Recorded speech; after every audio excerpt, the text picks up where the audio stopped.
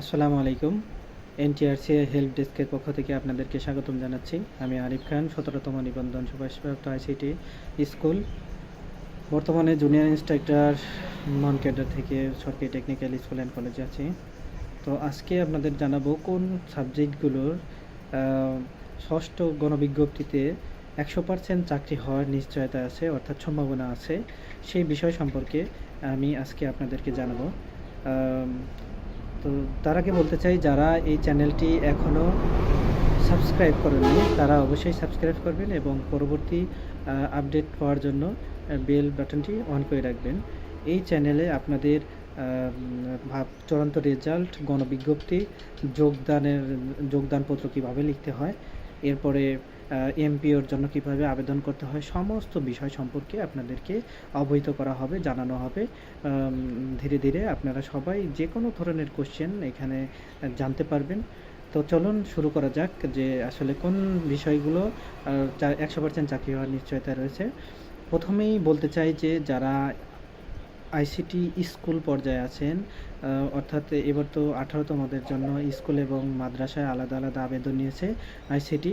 তবে চূড়ান্ত রেজাল্টের পরে যে সার্টিফিকেট পাওয়া যাবে সেখানে আসলে দেখা যাবে যে আপনারা কোথায় কোথায় আবেদন করতে পারবেন। তবে যারা স্কুল এবং মাদ্রাসায় আইসিটি পদে ভাইবা দিচ্ছেন তাদের জব ১০০% হবে, নিশ্চিত থাকেন। তারা কেউ চাকরি থেকে বঞ্চিত হবেন না। প্রত্যেকেই কোনো না কোনো প্রতিষ্ঠানে চূড়ান্তভাবে সুপারিশ হবেন। কিভাবে সুপারিশ হবেন এই সম্পর্কে আপনাদের বিস্তারিত একটা ভিডিওতে দেয়া আছে, দেখে নেবেন। এরপরে হচ্ছে ভৌতবিজ্ঞানের যে সকল ভাইবা প্রার্থী আছেন তাদেরকে বলতে চাই যে আপনারা সকলেই প্রত্যেকেই এই ষষ্ঠ গণবিজ্ঞপ্তিতে কোনো না কোনো প্রতিষ্ঠানে চূড়ান্তভাবে সুপারিশপ্রাপ্ত হতে পারবেন, এটা নিশ্চিত থাকেন। এরপরে আছে সহকারী মৌলবী যারা আছেন ইবতেদায়ী, তারা প্রত্যেকেই একেবারে প্রথম 1 থেকে 2টা চয়েসের মধ্যেই আপনাদের চূড়ান্তভাবে সুপারিশ করা হবে। তো এই যে প্রথম 5টা প্রতিষ্ঠান আপনারা চয়েস দেবেন, অবশ্যই এটা জেনে বুঝে খুব ভালো করে খোঁজখবর নিয়ে তারপরেই আপনারা এইগুলো চয়েস দেবেন। এরপরে আসে হচ্ছে শারীরিক শিক্ষা।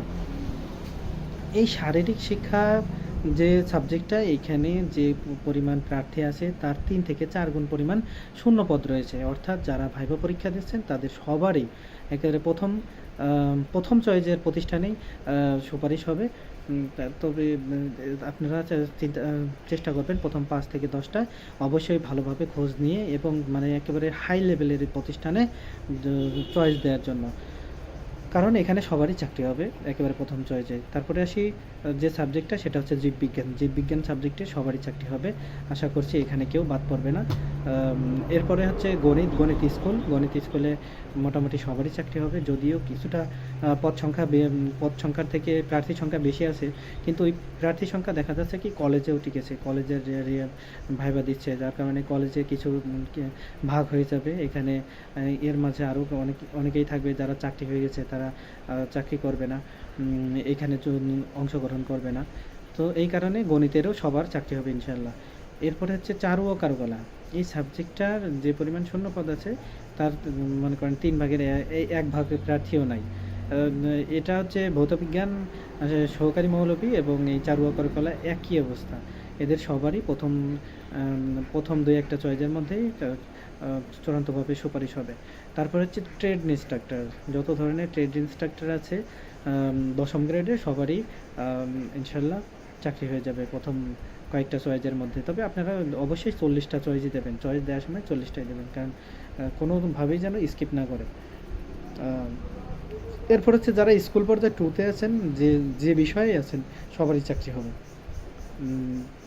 স্কুল পর্যায়ে 2তে প্রার্থী সংখ্যা কম আছে এবং শূন্যপদ বেশি আছে, তো আশা করি সবারই চাকরি হবে। তো আপনাদের যদি কোনো মন্তব্য থাকে, কোনো কিছু জানার থাকে, অবশ্যই কমেন্ট করে জানাবেন। ধন্যবাদ সবাইকে।